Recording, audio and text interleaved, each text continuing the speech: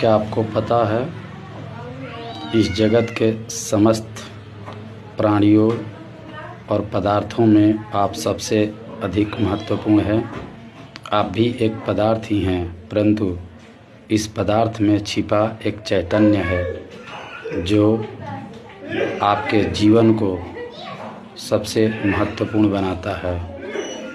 आप स्वयं के अंदर जब खोजेंगे, डुबकी लगाएंगे, तो आपको पता चलेगा आप शरीर नहीं हैं, आप इंद्रियां भी नहीं हैं, आप विचारों का एक श्रृंखला यानी विचारों का एक समूह, संकल्पों का एक समूह, मन भी नहीं है, आप बुद्धि भी नहीं हैं जो विचारों को परख पाता है कि कौन सा विचार सही है और कौन सा विचार गलत है।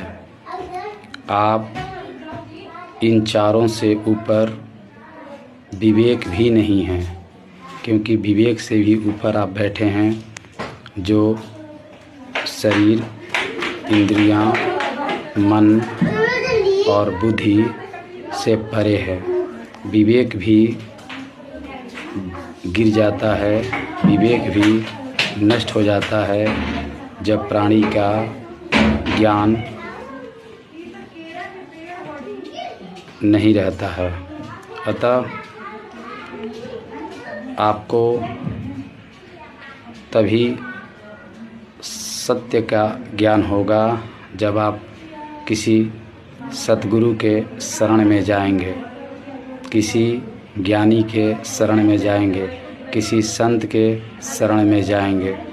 सत्संग आपके जीवन को तुरंत परिवर्तित कर देगा, लेकिन जब भी आप किसी संत और किसी सद्गुरु का बात सुनेंगे तो सिर्फ उसे सुने नहीं, बल्कि एक एक शब्दों को अपने जीवन में उतारने का प्रयास करेंगे।